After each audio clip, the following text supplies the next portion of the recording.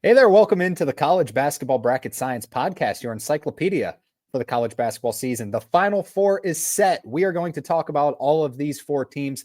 We're going to do a little bit of a look back today. We're going to look at how the four teams that made the Final Four got here. We have all four number one seeds. It's been the best four teams in the computer numbers and pretty much just in accordance to pretty much everyone in the entire country. These have been the four teams where if any single one of these teams wins the national championship, it's like, yeah, I can see it. And yes, they deserve it. All four have had spectacular seasons. So our layout today is going to be talking about the Elite Eight games, which led to the four number one seeds, which this is only the second time in history that we have had all four number one sides. And weirdly enough, the other time, the Final Four also took place in San Antonio, just like it is going to this year. So as mentioned, we'll take a look back, go through, what happened through Duke season, what happened through Houston season, what happened through Florida and Auburn season.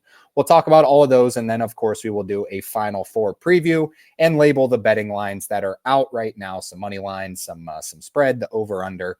We'll talk about all of those. Hopefully you're at a point where, if you had some of these teams, because these were the most popular bet teams throughout the entire season to win the national championship. Hopefully you're at a point where you're just hedging your bets right now. So could be a good year for bettors in the futures department. Before we dive into it, just want to make sure you are liked and subscribed to this channel. Hit that like button, subscribe to the channel. We're going to be talking a bunch of coaching carousel, a bunch of transfer portal news once the season's over. We're not going to dive into that yet. As of now, the schedule's looking like we're going to do, the Final Four preview. Then we're going to do the national championship preview. That should be just a quick podcast, maybe 15, 20 minutes. And then we will do our final episode of the season where we talk, our awards, the, All-American awards according to Bracket Science, and maybe Coach of the Year and a bunch of stuff like that, along with just labeling what happened throughout the entire college basketball season before diving into the coaching carousel, transfer portal. It is heating up like crazy right now. I don't want to talk about it though. I don't want to take away from these four teams that have had outstanding seasons, but that will be coming. So be sure to hit the like and subscribe button. And for more stuff like that, follow us on Instagram and TikTok at Bracket Science with 2 S's. All right, let's dive right into it.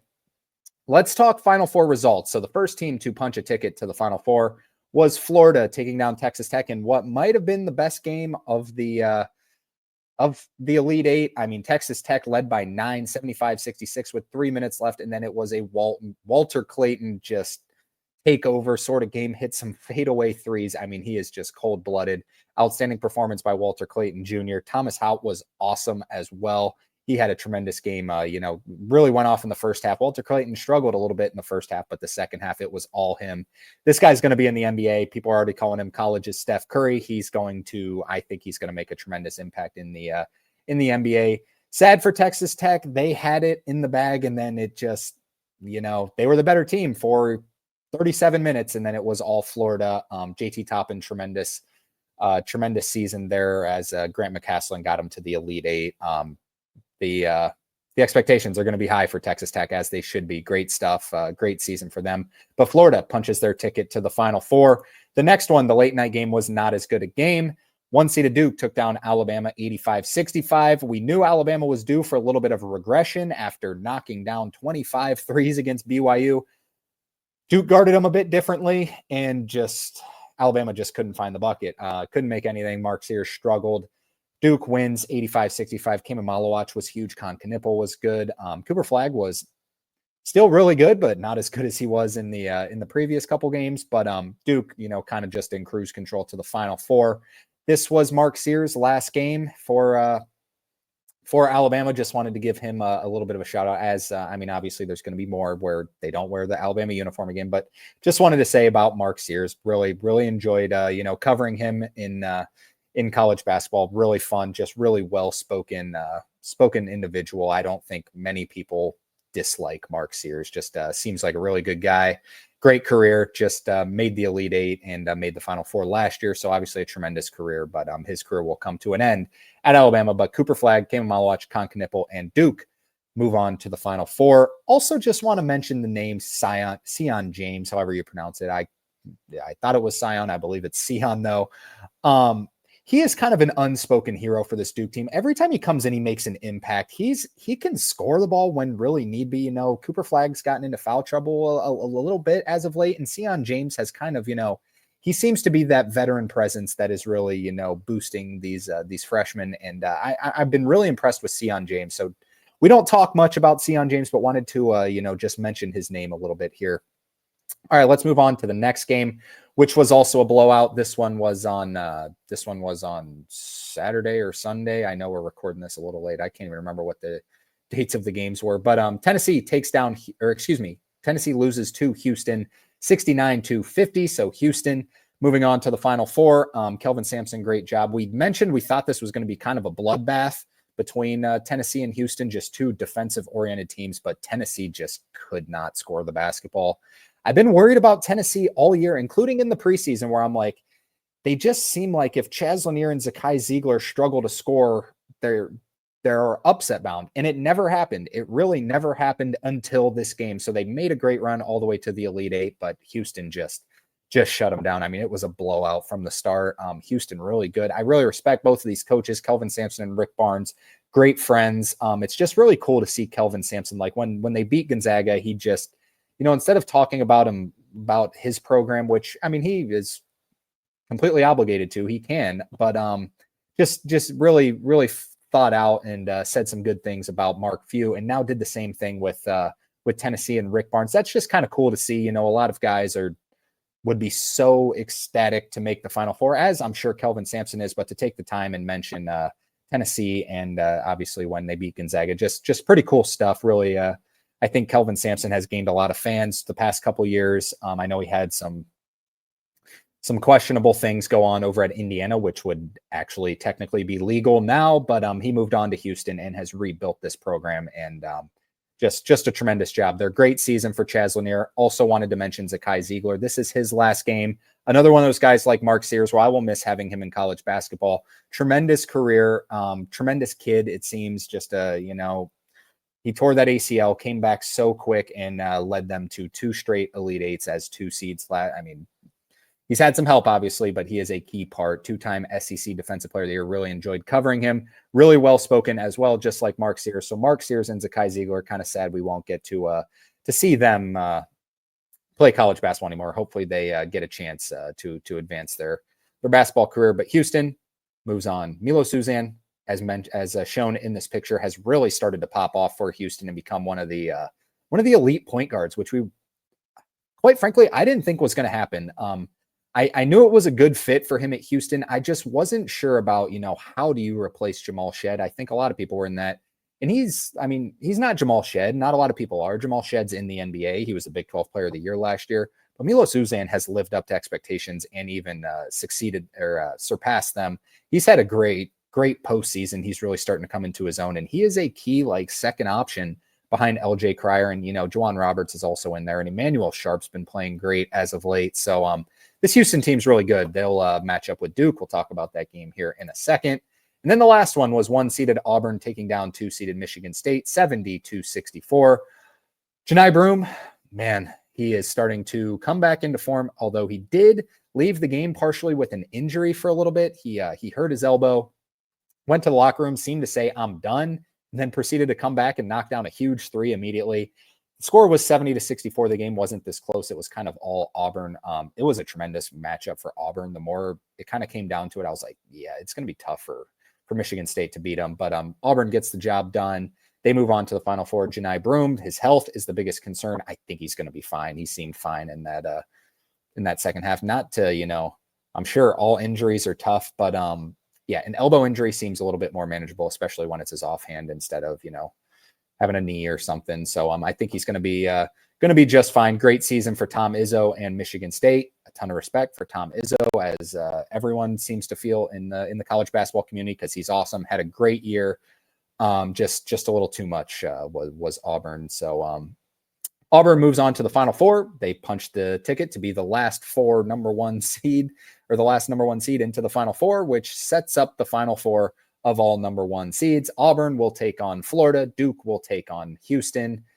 It's going to be a lot of fun. This is probably the best Final Four we've ever had, because these are your top 4 teams at KenPom. It's pretty much been that all season long. These have been your top 4 teams at KenPom. Even probably, I don't look at Torvik as much, but probably I would guess the top 4 teams at Torvik. I know Gonzaga was number 1 at Torvik for the beginning of the season after they dominated Baylor, because that was influencing the numbers a little bit. But yeah, these have been your top 4 teams all season, and we get to see all of them take place. So this leads into the conversation we just want to have. How did they get here? Let's talk about, first off, the AP poll ranks at the preseason. Auburn was 11th in the preseason, just outside the top 10. Obviously, the top 10 teams didn't really, a lot of them didn't live up to expectation this year. UConn was in the top 10. Arizona was in the top 10 and then fell off at first, but ended up having a really good season. They were a top 15-ish team all season long after their slow start. A couple other teams like Gonzaga was in the preseason top 10. Baylor, they ended up being 8 and 9 seeds. So a lot of teams didn't really live up to the expectations, but Auburn did in that 11 spot, ended up climbing up to the number 1 in the AP poll. So let's talk about Auburn's season right here. So they start number 11 in the AP poll. The big one was their second game of the season. First, let's just mention Auburn. If you notice, they have played all 3 of these Final Four teams. They went 1-2 against them. So, yeah, so they have the experience. If you're looking for that, they have matched up with all these teams before. So the first one was against Houston, that they played their second game of the year, which this game took place in Houston, but not on campus. So it was technically a semi-away game. But Auburn, this was the story. When they got in the fight on the plane, had to, go back to where they departed from, land, and then they flew back to Houston, Houston was my pick preseason to win the national championship. And I think they were a lot of people's pick as well. They go to Houston and win 74-69. That was very impressive, really put Auburn on the radar, but then they got on the radar even more in the Maui Invitational, where they beat Iowa State, which they actually trailed by 17 to Iowa State and then came all the way back and won that game by 2. Then they beat North Carolina, which was, another one of those preseason top 10 teams that obviously didn't live up to expectations. So they beat North Carolina in Maui. So that was, I know Iowa State was in the top 10. I don't know if North Carolina was in the top 10 at that point. Then they beat Memphis, who Memphis had beaten, UConn. They had beaten Michigan State. So it was like, this Memphis team is really good as well. And Auburn had no problems with them. And then it's like, yeah, this looks like, as of now, the best team in the country. And then it set up a date at Duke, at Cameron Indoor, right after Maui. So you go from Iowa State, North Carolina, Memphis, along with Houston earlier in the season, to Duke. Tremendous schedule to open the season up. They do lose at Duke 84-78. That game was closer than people realize. A lot of people are saying, like, yeah, Duke, I don't know why I see it so often where they're like, well, Auburn lost by double digits to Duke. That didn't happen. I don't know why I keep seeing that comment, but Duke won by 6. They won comfortably. They were in control the entire game. It's at Cameron, so a little bit of a, keep that in mind. But Duke early in the season struggled a little more than Auburn, but did still beat Auburn early in the season. So Duke won that game. And then I think what really made Auburn pop off, and I know this is going to kind of seem like an couple maybe under the radar games that you kind of even forgot happened. So they played a neutral site game against Ohio State. And this is when Ohio State was in 7-8 seed range. And Ohio State they were solid all year. They had some talent. Auburn beat them by 38. This is really what it was like. Oh my goodness. This boosted them to number 1 at KenPom at this point, and it boosted them to where it's like, yeah, this team can dominate. This team is really good. And then they played Purdue it was in Birmingham, I believe. So not a home game, but a semi-home game, and dominated them as well. They beat them by 18. It was just complete domination. And then we knew how good the SEC was going to be by their non-con, tremendous non-con, where Auburn started the conference play 9-0, beating Oklahoma, Ole Miss, Tennessee, Mississippi State, Texas, Missouri, all tournament teams. And you're like, this is one of the best teams ever. One of the best teams we have ever seen. They were 21-1 at this point, with their lone loss being at Cameron to Duke, who at this point, Duke was number 2 in KenPom. Auburn was number 1. Then they match up with Florida, which we're going to talk about Florida a lot. They play a home game to Florida, where Florida goes to, the jungle and beats them 90-81, really putting Florida on the map. And this was, Auburn's first questionable loss at this point, where obviously now we know Florida is awesome. So that put them at 21-2. No big deal. They go to Alabama 2 games later and win. Alabama, this was, the 1 versus 2 game. Auburn was number 1 in the country. Alabama was number 2. They go to Alabama and beat them pretty comfortably to 94-85. Then they beat Arkansas, Georgia, Ole Miss, and Kentucky, with the win being at Kentucky 94-78. Kentucky was a 3 seed. They went to Kentucky and beat them by 16. So at this point, they're 27-2, 15-1 in the SEC, and we're still believing this might be one of the best teams ever. This team is awesome.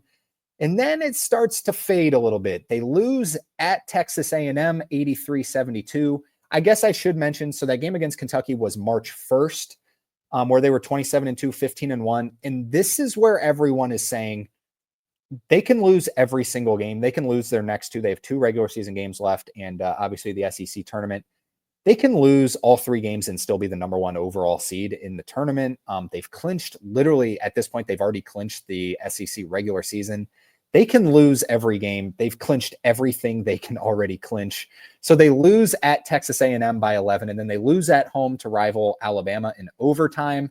So 15-3, and then people are like, maybe this team's, starting to fall off a little bit, or are they just, they don't need it. They can start playing with other lineups. They can start figuring stuff out. So they beat Ole Miss barely in the first game of the SEC tournament, and then do lose to Tennessee in the next round of the SEC tournament.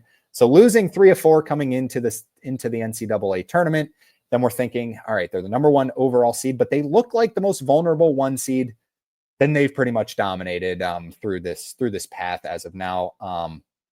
Only 1 game they did not win by double digits, and that was the game against Michigan State in the NCAA tournament, where they won by 6. It was a larger margin than that most of the games. So this team has been pretty dominant throughout the tournament. They beat Alabama State in the opening round by 20. Then they beat Creighton by 12.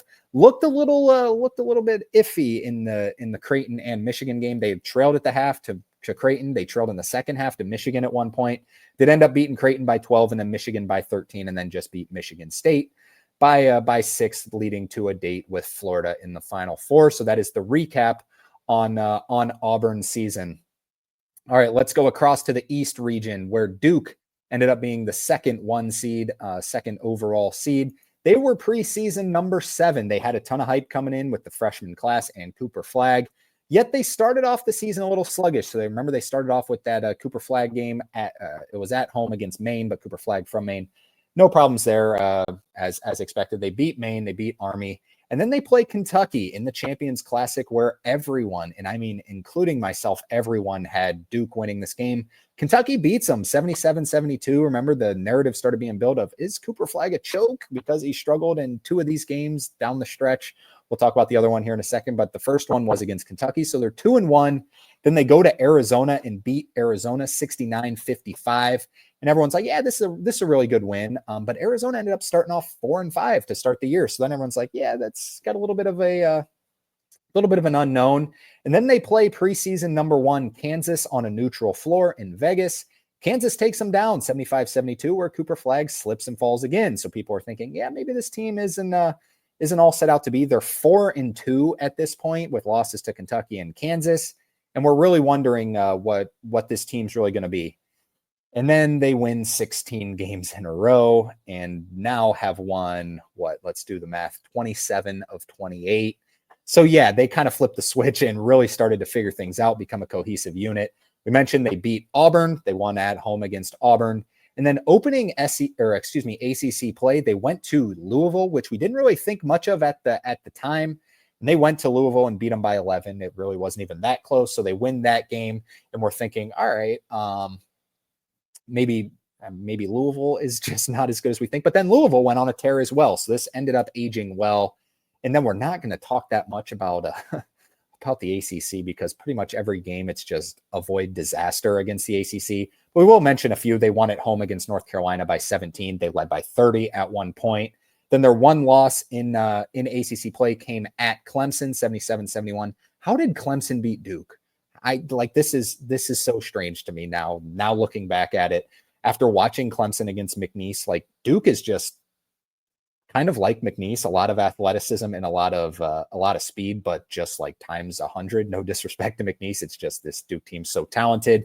How did Clemson beat them? I mean, that home court advantage must have been wild, and Duke just must have not showed up. But looking back on it now, it's kind of strange just to see that Clemson beat Duke. Like, what? That's kind of what brought people on Clemson and probably ended up busting your bracket. So they lose to Clemson and then just roll through the rest of the way, winning at North Carolina to end the season 82-69. And then remember, they did play that non-conference game in February against Illinois.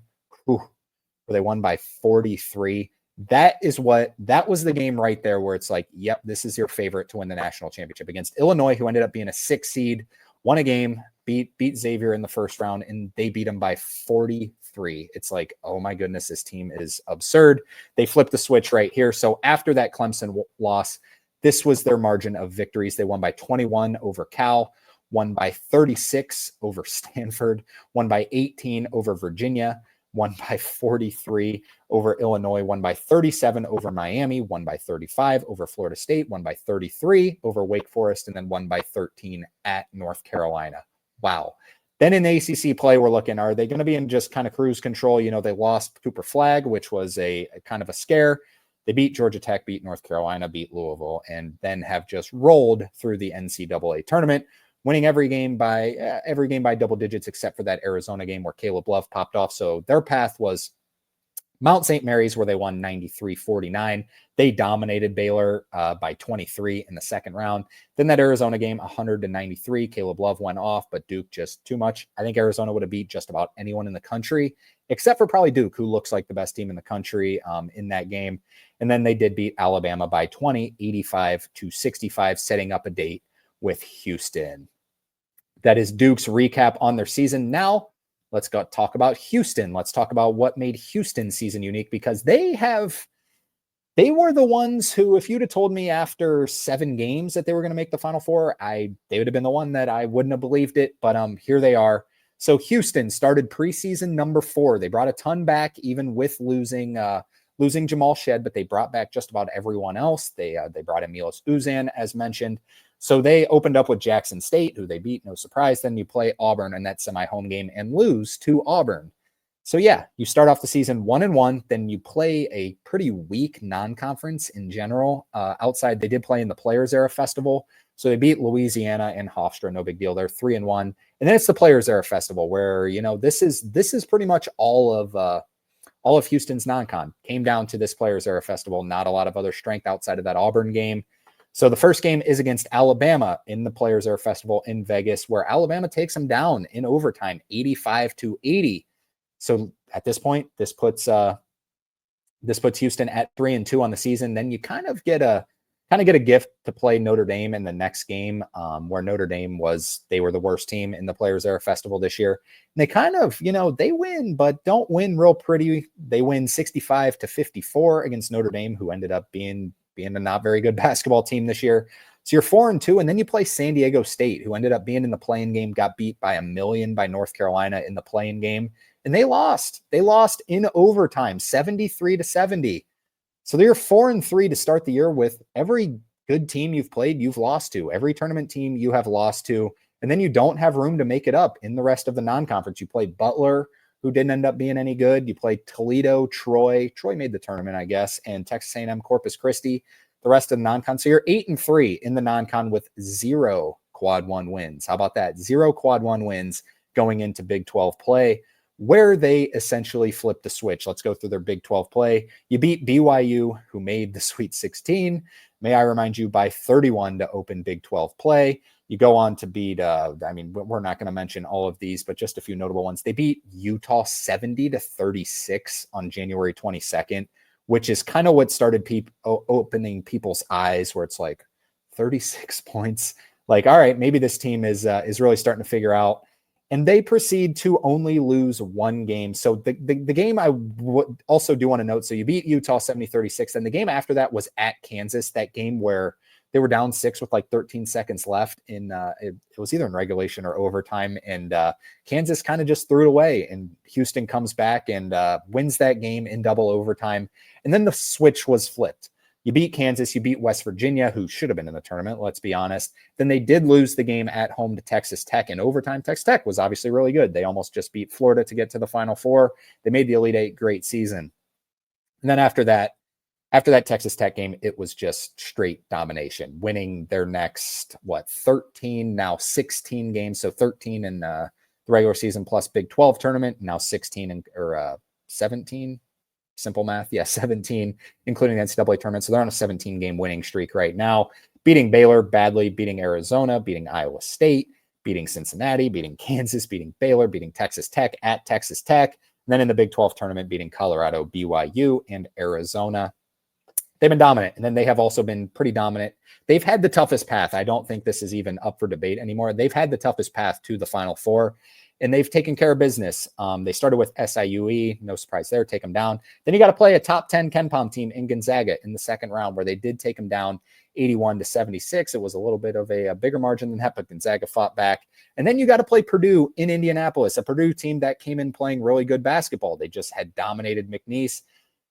And then Houston, this was the game that they were tested. Usually every team is tested once. We mentioned Auburn was down a couple times in the first half and early second half. Duke struggled a little bit with Arizona and Caleb Love, had to fight through that one. Houston, the game was against Purdue in Indianapolis, where they survived 62-60 thanks to a great drawn-up call by Kelvin Sampson. Milo Suzanne with the layup to advance them, and then they had no issues with Tennessee. I think we can all agree Tennessee was better all season than Purdue. And Tennessee, they didn't have a problem with them, yet they did have a problem with Purdue. Sometimes that just happens, right? You play different games. So that set up a date with Duke in the Final Four, and 17-game winning streak after a shaky start to the season. 4-3. How about that? And here they are now. They were 4-3, and they are now 34-4, 30-1 to finish the season. Terrific stuff for Houston. All right, next up, the final one. Let's talk about Auburn, who also turned on, Florida, who also turned on that switch. So Florida was one of the last remaining unbeaten teams in the country. They started off the season 13-0 with wins at Florida State, who we didn't know about Florida State at that point. They won on a neutral to Wake Forest, who we thought was going to be good, did not end up being good. Also won on neutral to Arizona State, which is kind of what, believe it or not, Arizona State was like looking pretty good at this point. And this is kind of what put Florida on the map, because they just dominated Arizona State in this game and got to 10-0. And we're like, wow, maybe this Florida team's, really something. And then they did win a semi-away game in Charlotte against North Carolina to really get put on the map. So they ended the non-conference play 13-0. So you get into conference play and you start with an away game at Kentucky. That's a tough one. They lose 106-100. This is the game that I think they learned a lot from, and give credit to Todd Golden, because they gave up 106 points in that game. Since then, their defense has been terrific. Since that game, their defense has been so much better, and it started the very next game. They gave up 106 points at Kentucky, and then I know it's at home. They gave up 43 points to Tennessee, which is, we were just talking about Tennessee and their struggle for offense. We were waiting for that game. They showed it in this game, which is what made a lot of people think like, yeah, they can't have another one of those games. And they didn't all the way through. So credit to Tennessee, Florida just dominated Tennessee in this game. And then they beat Arkansas. And then they lose at home to Missouri, which was the questionable loss right here. So they're 2-2 at this point in SEC play. And we're like, all right, weak non-conference. And then they just go on an absolute tear the rest of SEC play, finishing 12-2 with wins over Texas, Georgia. Then they did lose at Tennessee, where their offense stalled. I think this was just a fluke game. They scored 44 points. Florida, who's one of the best offenses in the country, they lost at Tennessee. And then they proceed to beat Vanderbilt. And then they won that game at Auburn, which really put them on the map, where this team is incredibly talented. Beat Mississippi State, beat Oklahoma. They did lose an away game at Georgia, where Georgia basically just desperately needed that to get into the tournament. Georgia got it. And then after that, it was all Florida throughout all the way until the Final Four, looking like the best team in the country, where they won at home against Texas A&M badly. They won at Alabama. Yeah, that's a tough one. You won at home against Ole Miss, who was a 6 seed. They beat them by 19. It was domination. And then in the SEC tournament, they dominated even more. They beat Missouri, who, beat them at home. Really just showed that this Florida team has gotten so much better. They beat them by 14, beat Alabama on a neutral by 22. Alabama, who made the Elite Eight. So this Florida team was looking dominant, and then did beat Tennessee in the championship game of that SEC tournament, 86-77. Then their path, there's an argument, I guess, that their path has been, as tested as Houston's, but I don't think it was as difficult as Houston's, but hey, that's up for debate. So their tournament path was Norfolk State in the first game, got through that. And then you got to play defending back-to-back national champion UConn, who came out motivated as ever. Florida gets the job done 77-75, thanks to some Walter Clayton Jr. heroics. really had no problems with Maryland. Maryland got off to a good start, but it was all Florida the rest of the way. And then Texas Tech got off to that great start, led by 9 with 3 minutes left. And then Walter Clayton Jr. kind of starting to become a March legend, takes them to the promised land and takes them to the Final Four to match up with Auburn. So, yeah, Florida getting off to some shaky starts in games. They trailed to UConn. They trailed to Maryland early. They trailed to Texas Tech late. So they're going to have to get off to a better start against Auburn in this next game. All right, so that was all the pass that these teams had en route to their Final Four. So now let's just pull up one more graphic that we posted on our Instagram. The Final Four KenPom ranks. So pre-tournament, Auburn was 4th. They are now currently 4th as well. They're 3rd in offensive efficiency and 8th in defensive efficiency. Really good basketball team. Number 1 overall seed in the tournament. Duke, it was 1st at KenPom pre-tournament. 1st now, no surprise there. They're 1st offensively and 4th defensively. So as you'll notice, offense and defense for all 4 of these teams, all inside the top 10. That is like unheard of. This is ridiculous how good this Final Four is. Houston pre-tournament was 3rd. They have now jumped to 2nd because, when you beat Gonzaga, who's a top 10 KenPom team, that's going to boost you up a little bit. And then they they are 10th in offense and 1st in defense. So if you look at it, Duke, 1st in offense, Houston, 1st in defense, they will match up with each other. And then Florida was 2nd pre-tournament. They're now 3rd. They flipped with Houston. No issue whatsoever. 2nd in offense and 10th in defense. So how about that? How good is this Final Four? I mean, this is the 4 best teams all season long, and we are going to see them match up. We saw that with the SEC. We said it. I know this is just talking about the SEC when I don't need to, but it was just kind of similar in this in my mind. I said prior to the SEC tournament, I'm like, how great would it be if we saw Auburn, Florida, Tennessee, and Alabama in the Final Four of the SEC tournament games? And it happened. So they were all like, top 6 teams, I believe, at that point. And I think that ended up being true in the seeding as well, top 6 or 7, whatever it was. And that happened. And now it's like, that was the best case scenario for just watching the SEC tournament. The best 4 teams. We got the best 4 teams in the NCAA tournament right now, in my opinion. And as the stats show, as pretty much everything the entire season has shown, these have been your best 4 teams, and they will all be performing in the Final Four. How cool is that? So let's get into the Final Four preview. These are the games. 6:09 on CBS. These games are on Saturday. So keep that in mind. These games are on Saturday. We're talking to you Tuesday right now. These games are on Saturday. I'm not going to have another podcast. This will be the only one prior to Saturday because we're going to talk about it all.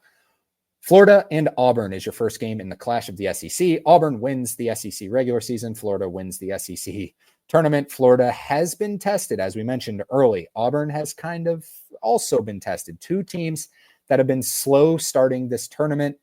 Someone's going to have to get off to a tremendous start. I think both of these games are going to be close. Florida is favored by 2.5. The over-unders 160.5. Florida's minus 145 on the money line. Auburn's plus 125. These are according to ESPN Bet. Might have changed, maybe slightly as of late. Florida minus 2.5. I'm not going to give any betting advice for these 2 games because I could see anything happening between. These are your 4 best teams in the country. Another just quick little narrative. Every single coach in the Final Four has not won a national championship, so someone will be getting their first one. So if you're worried about experience, Auburn did make the national championship game, remember, under Bruce Pearl. Todd Golden, this is unforeseen territory for him. How will he act in this scenario?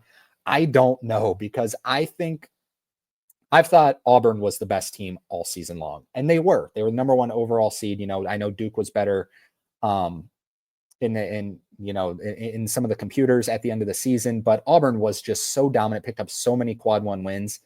But Florida has been playing. They ran through the end of the regular season and the SEC tournament in the best conference in college basketball, and they have survived getting here. What I will say is Florida is very reliant on Walter Clayton Jr. as of late, and Auburn is tremendous at they have tremendous guards that can defend.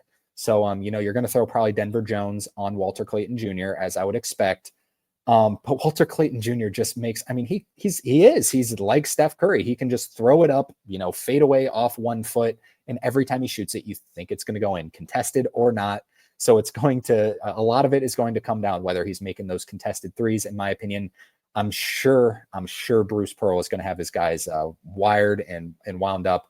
Both teams play two bigs: Ruben Chinyelu, Thomas Houck, Alex Condon, and Handlotten has come back for Florida, and Auburn has they got three of them: Janai Broome, obviously National Player of the Year contender, Chaney Johnson, and Dylan Cardwell down low. So yeah, it's going to be two bigs versus two bigs, kind of neutralizing each other. We'll see how can Janai Broome get some shots. Will they double him? Will Florida even need to double Auburn? Because they can match him up with size. Handlotten might be a big contributor in this game just with his natural size and, just bigness, I guess.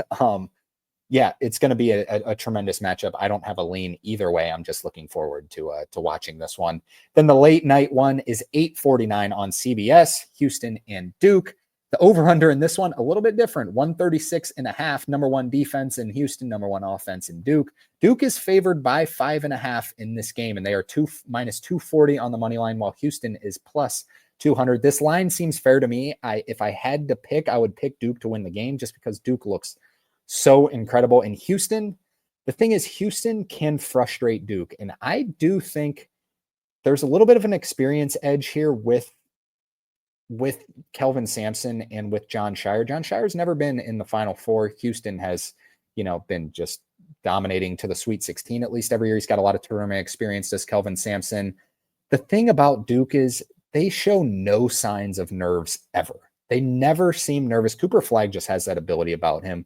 There's a serious argument that Cooper Flagg is, a top he's one of the best freshmen we've ever seen. He just has that look about him where he's just so casual. Like it's almost like when you watch LeBron in his prime, when LeBron was, first starting with the Cavs at the Heat, it's like, he's just so casual about the way he does things. Whenever he gets to the rim, he's unblockable, which is pretty much what Cooper Flagg is. People don't block him. I know Grant Nelson got one on him, but when he gets to the rim, you just can't block him because he's so agile. He's so lengthy. He's unbelievable. He is a tremendous basketball player. I've been seeing some mock drafts where like Dylan Harper goes number one. That is the most absurd thing I've ever seen. Cooper Flagg is going to go number one. He is awesome. He's going to be, I'm more confident in Cooper Flagg than I think I've been in any freshman ever going to the NBA. Zion was pretty much a sure thing as well, but I even have more faith that Cooper Flagg's going to be awesome in the NBA. He's just got that natural, God-given, athleticism, ability to put the ball in the hoop, deep defense. If he can develop, he is very similar. I know I'm going a little long here. He's very similar to what LeBron was. LeBron, the whole question was around his shot. He developed a shot good enough to where people respected it and he can get to the rim whenever. Cooper Flagg's going to be in the exact same boat. Very similar. If Cooper Flagg puts on muscle, he's awesome. But Kon Knueppel is the other one I want to mention. He has had, he's been an unsung hero. I know he's getting a lot of hype lately, which is so well-deserved, but he's been awesome. He shows no nerves.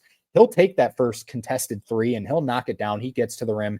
He's been awesome. The guys to watch out for, Tyrese Proctor. I think Tyrese Proctor's going to have to knock down some threes against this stingy Houston defense to maybe, get a chance for Duke to blow out Houston, which I don't think is going to happen. I think Tyrese Proctor is going to have to really show up in this one. Come on, Malawach down low, probably guarding JoJo Tugler. Those two kind of just neutralize each other, in my opinion. So it's going to be a lot of the guard play. Who will Houston throw on Cooper Flagg? I'm a little curious because they don't have. They got Terrence Arsenault, who comes off the bench, who can sort of match up. No one can match up with Cooper Flagg, but the other guards, Kon Knueppel and Tyrese Proctor, with LJ Cryer, Milos Uzan, and Emmanuel Sharp, they're closer than you think. Obviously Duke has, they have a talent edge over everyone in the country, but Kelvin Sampson can, develop a little bit of a scheme. Maybe they go a little bit of zone. I don't know. It's tough to go with a zone against Tyrese Proctor and Kon Knueppel, who have just been making everything as of late. Maybe they develop a little bit of a zone. I'm not sure what they're going to do, but I know Kelvin Sampson's going to have his guys ready. They're just going to have to somehow figure out someone to put on Cooper Flagg. Maybe, just maybe, they throw JoJo Tugler on him. That could be really interesting. Maybe JoJo Tugler on him and throw Javier Francis or Juwan Roberts on Malawach. They're proven they can do it. They can guard. They have severe length down low. I don't know. I do not know how to pick this game. I think I think Duke's going to win. If I had to, if, a gun to my head, I think Duke's going to win, but I'm not 100% confident in it.